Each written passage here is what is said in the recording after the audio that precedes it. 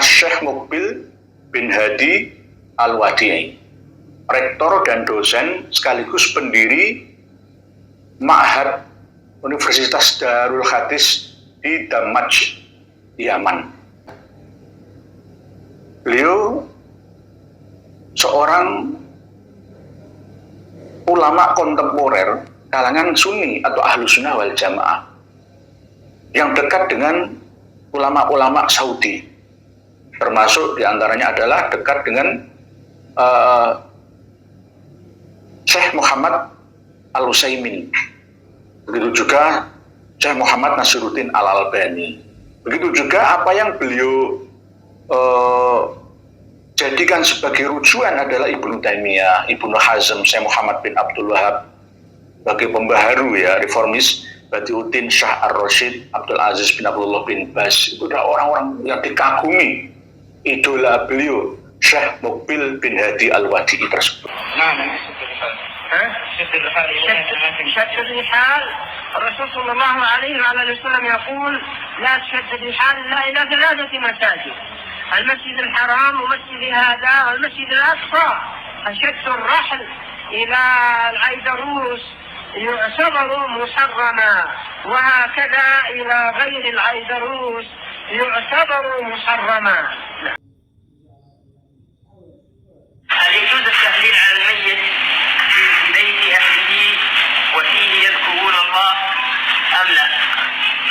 لا يعتبر بدعة، ولا الميت إن مات وعليه صوم صمت عنه، من مات وعليه صوم صام عنه وليه، كما قال النبي صلى الله عليه وعلى وسلم: أو لم يحج حجيت عنه فيقضي الله فدين الله حتى يقضى، أو مات وعليه دين بادرت بقضاء دينه، لأن النبي صلى الله عليه وعلى وسلم يقول في شأن الدين: نفس المؤمن معلقة بدينه. وهكذا أيضا إذا كان عليه حق من الحقوق. أما مسألة ماذا يا أخي؟ السؤال في ماذا؟ التحليل. أما التحليل والقراءة خلفه فهو من البدع التي ينبغي البعد عنها. إلى هنا أخواني في الله. Assalamualaikum warahmatullahi wabarakatuh. Bismillahirrahmanirrahim. Allahumma sholli ala sayyidina Muhammadin wa ala alihi wa sahbihi ajma'in, amma ba'du. Ja'alanallahu wa iyyakum min ahlil khairi was sa'adah fid dini wad dunya wal akhirah. Amin Allahumma amin. Semoga Allah jadikan kita orang-orang yang beruntung di dunia, berbahagia di akhirat.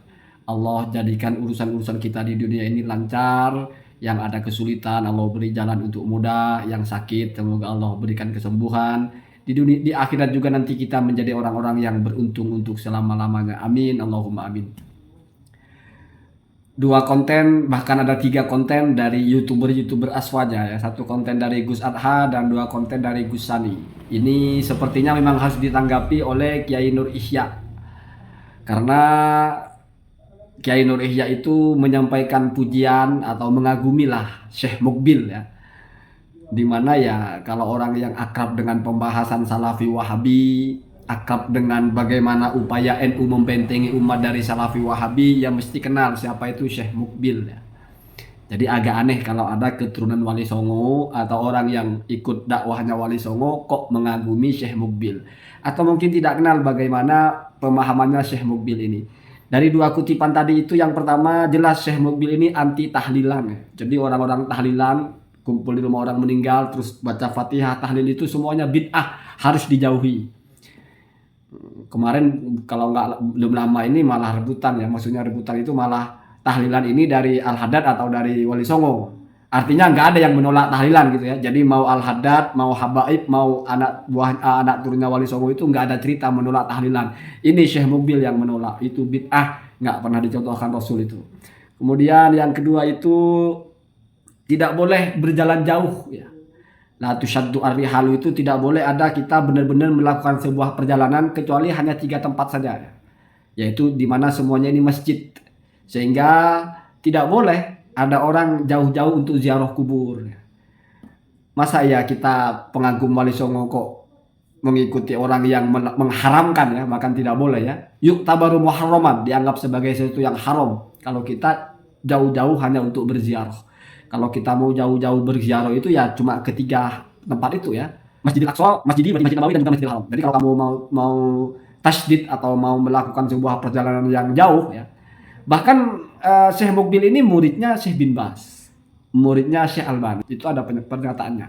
Bahkan orang dari Mekah kalau ke Madinah niatnya ziarah tidak boleh. Niatnya harus mau ke masjid. Nah, baru karena sudah dekat masjid baru ziarah. Jadi tidak boleh. Kamu jauh-jauh hanya niat ziarah kubur ke makam Rasulullah itu tidak boleh. Apalagi cuma ziarah Wali Songo, nggak boleh. Melanggar aturan agama, melanggar perintah Nabi.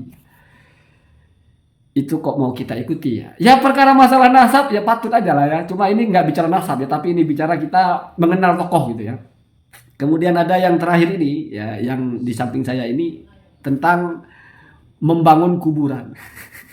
Jadi Syekh Mukbil ini anti kalau ada kubur itu dibangun. Sekarang kamu lihat ada nggak kuburan Wali Songo yang nggak dibangun? Jadi kata Syekh Mukbil ini yajibu ayyuzalah, semua itu wajib diratakan. Jadi harus sama dengan yang di Mekah itu ya, yang hanya ada batu-batu itu ya. Sebetulnya mereka juga mau dulu merobohkan kuburan kubahnya Rasulullah itu, tapi nggak berani. Jadi kita jadi paham orang-orang ini apa arahnya ya, pemikirannya seperti apa gitu. Maksudnya Syekh Mukbilnya itu ya. Jadi tidak boleh ada kuburan itu dibangun. Ya kuburan Wali Songo kamu ada, semuanya ada kubahnya. Maksudnya ada kubah itu ada bangunannya gitu loh ya. Sama dengan kuburan-kuburan di Yaman, sama dengan kuburan-kuburan para habaib gitu ya. Itu juga dimusuhi sekali oleh Syekh Mukbil ya. Artinya kalau di Indonesia ada pengikutnya Syekh Mukbil ya mestinya memusuhi kuburan-kuburan Wali Songo itu. Kenapa? Karena bentuknya itu semuanya bertentangan dengan syariat Islam ya. Walaupun pada akhirnya pendapat mereka dihantam oleh kenyataan di depan matanya, yaitu kuburan Rasulullah begitu megahnya ya, tidak ada yang berani merubah. Artinya tidak berhasil itu dirobohkan gitu ya, tidak berhasil, sehingga pada akhirnya yang di luar saja, yang di kuburan-kuburan di luar itu ya di Makla atau di mana itu kuburannya yang hanya batu begitu ya.